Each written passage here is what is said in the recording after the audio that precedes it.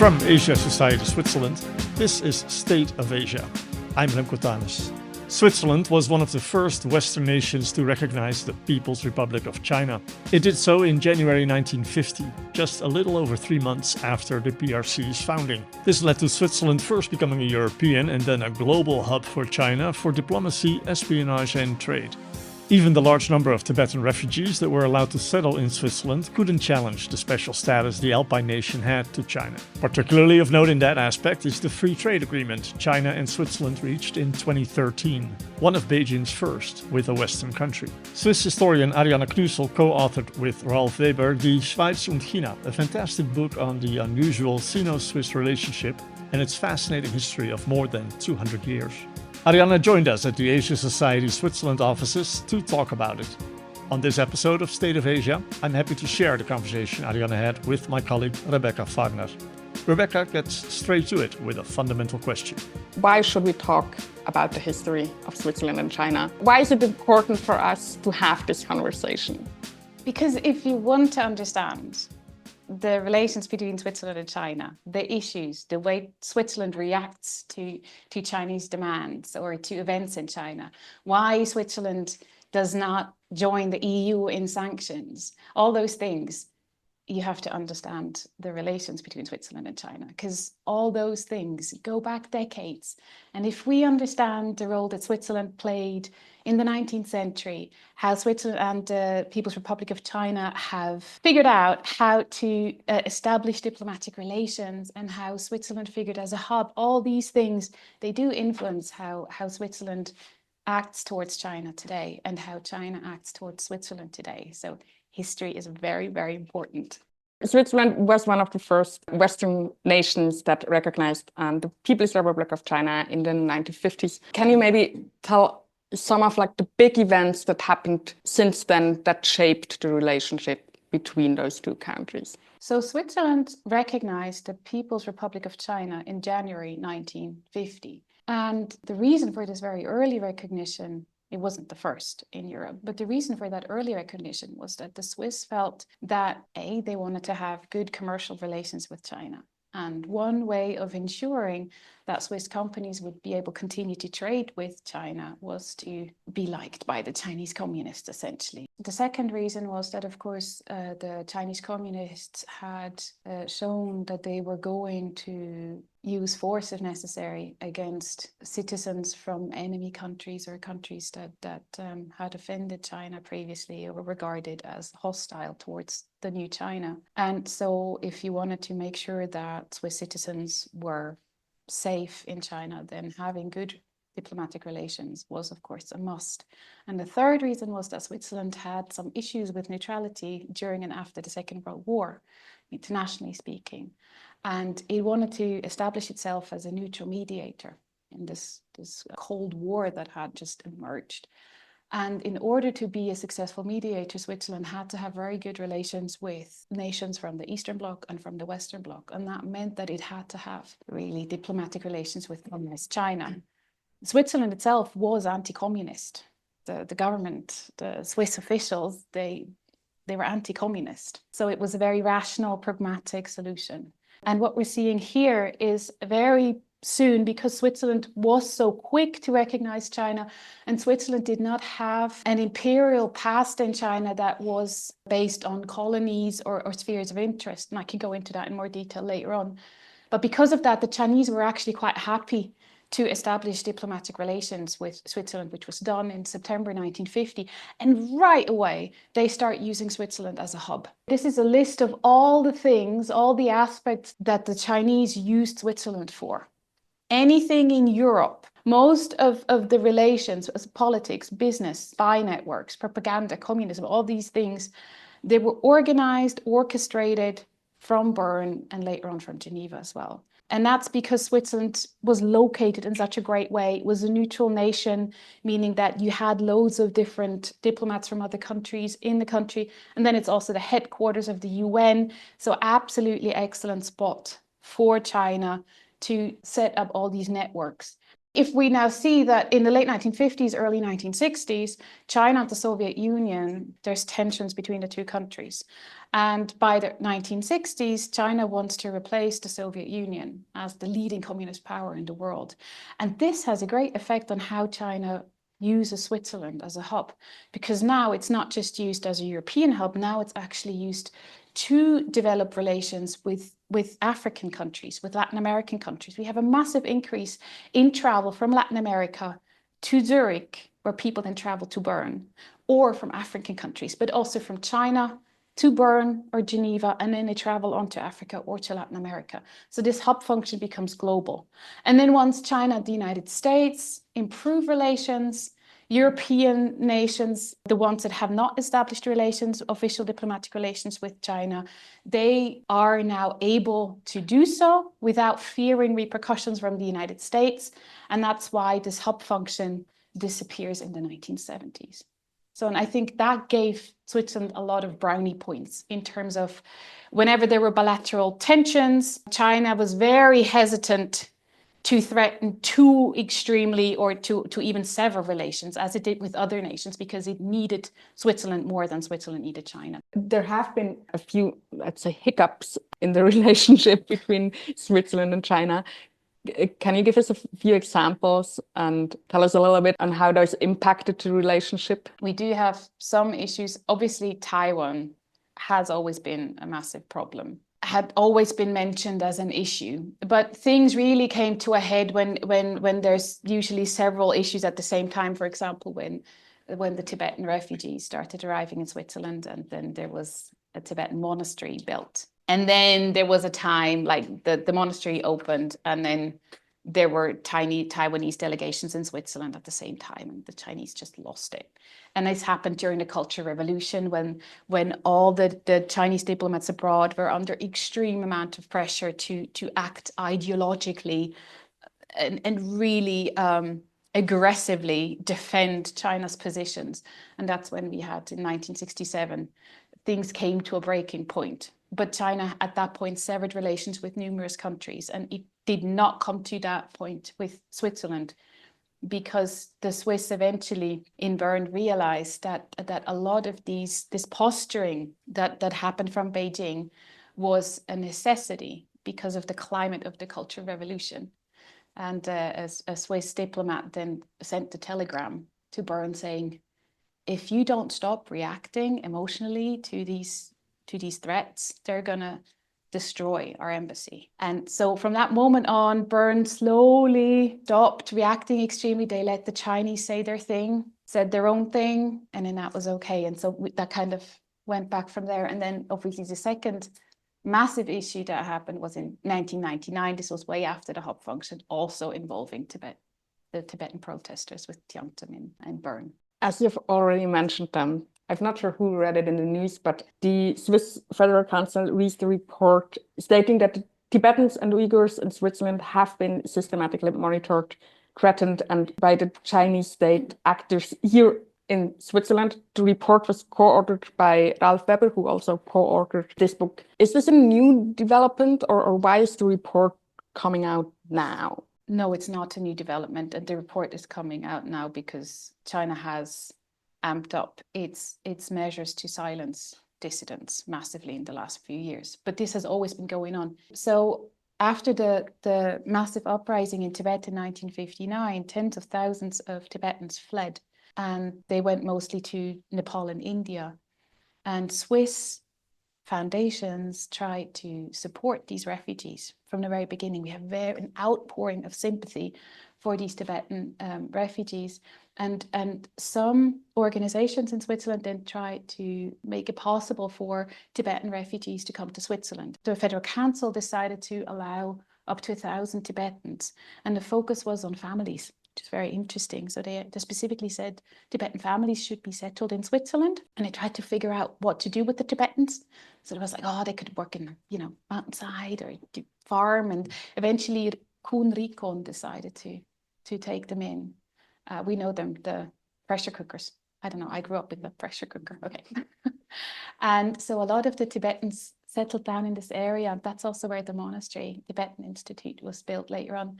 And from the moment that we have these Tibetans in Switzerland, there's this outpouring of sympathy for these Tibetans.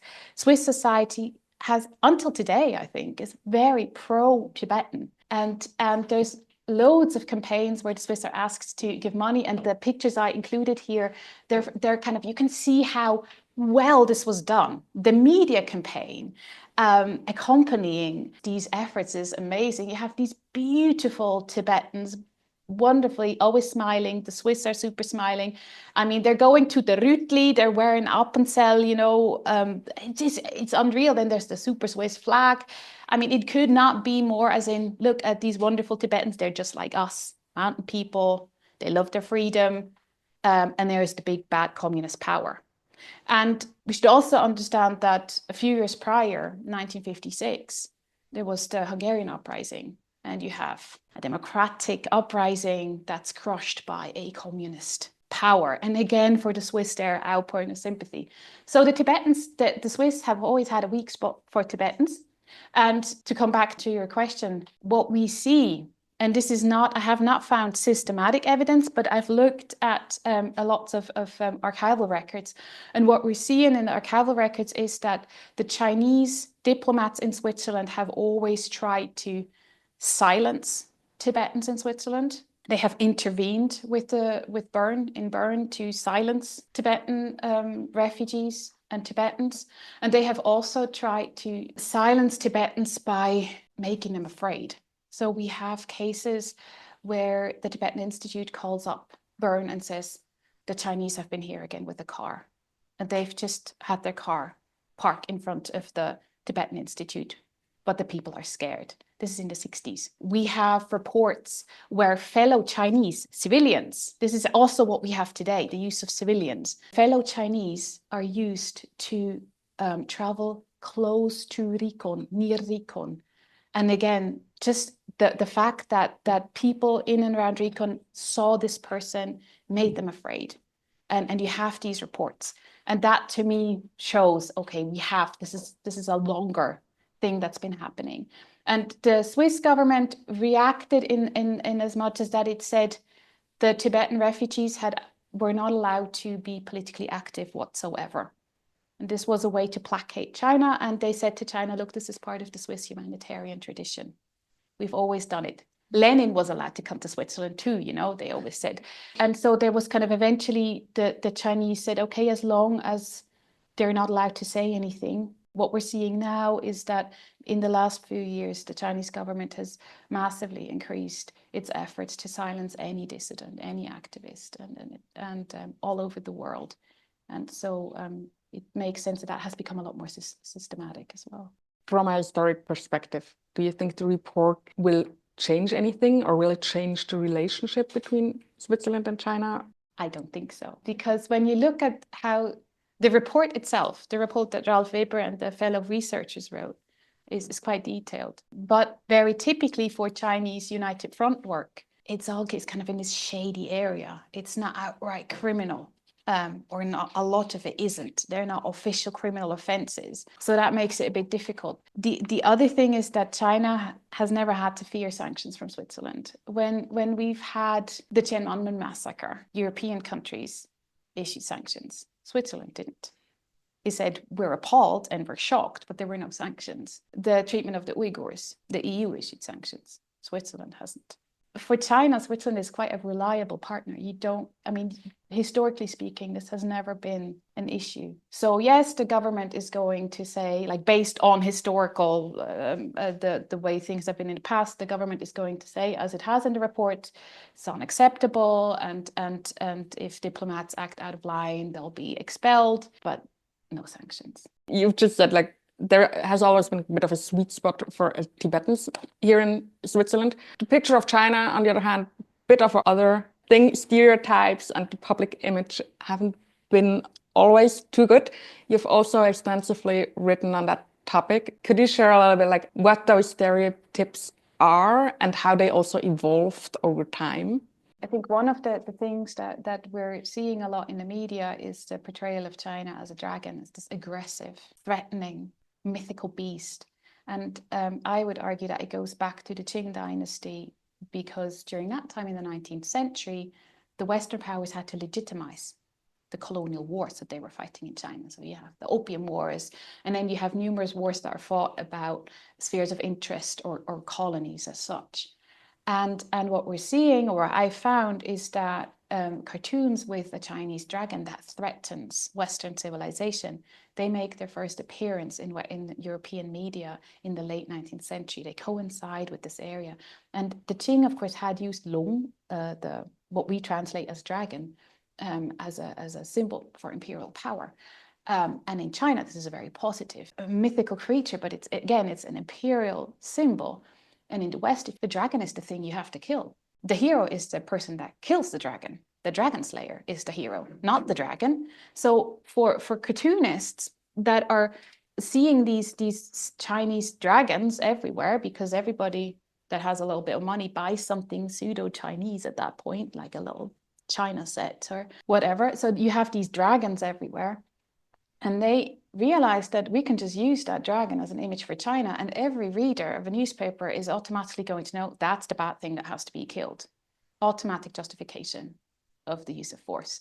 And from that moment on, we have kind of this image of this threat of China, and it's a threat to the West. We're all threatened by it. This idea of the yellow peril, this super racist image, again, is sometimes also including Japan, sometimes it's only Japan. But it also focuses on this number of often dehumanized Chinese or Asians that are threatening the West. And this is actually I've used this on the cover of my book, Framing China, the picture on the right, it's a Swiss cartoon. And it makes fun of the fact that Chinese nationalism causes rebellions or Chinese measures against Western capitalists in China. And it's interesting that Switzerland isn't part of it. It's actually quite a gleeful cartoon, but you can see this dangerous dragon. It's yellow as well. So again, we have that racism in there. And once China becomes communist, the focus on the mass of the Chinese as a threat to the West remains. Now it's also, a lot of it is red, but the dragon has remained, so this threat as well. And I think it's important because it's such an effective metaphor that everybody uses almost constantly. Still, until today, so many books, Yes. articles, they have that image. What would you recommend? How can we maybe foster a bit more nuanced and realistic understanding and image of China through those imageries? What's your recommendation? For me, all these kind of national, these transnational images of China, they're kind of based on this us versus China, this kind of the West as such. But when you're actually looking at the bilateral history, at the bilateral relations of the different countries, they had very different relations, and it's an easy way out. It's very easy to say China threatens the West, but when in fact each country has acted towards China in a different way. And just look at today, Switzerland has a very different relation with China than, for example, the EU. Very, very different. So it makes no sense to use these kind of blanket stereotypes that are also, again, extremely racist. And particularly nowadays, I am worried about these stereotypical images when we're talking about how every Chinese student is a spy and all these things. That fills me with dread. Like, that's really, we have to be careful here. So it's not helpful. You just brought up the Chinese student being a spy stereotype. It's a fact, though, that there is espionage in Switzerland to China. It's one of the famous recent incidents, the one in Meiringen, where a Chinese family with a restaurant near the military airport was accused of espionage. Can you talk about that case, but also a little bit about the history of Chinese espionage in Switzerland? The different types of espionage that we're seeing that China has been engaging in, I mean, human intelligence, not the other ones, but the use of spies has been there since the very beginning. In fact, the very first Chinese ambassador in Switzerland was a high-ranking intelligence official. And we have numerous consuls until today that are intelligence officials. So they come with an intelligence background. What China does, and I think what makes it a little bit different from the CIA and Western intelligence agencies, is that it relies heavily on civilians. And what I try to list there is actually the use of civilians. So they're agents or informants. They're not intelligence officials. I think that's very, very important. They're not intelligence officers like the professionally trained ones. These are people that were recruited. And what we're seeing is that almost everything we're seeing today, any kind of these forms of espionage, they go back all the way to 1950. We see these efforts from the arrival of the very first Chinese diplomats. We see how this has developed from there. In January 1950, there's a meeting where all the Chinese in Switzerland are invited. And one of the questions that they're asked is, does anybody study nuclear physics? And then they systematically contact ethnic Chinese, because for the Chinese, it doesn't matter what citizenship you have.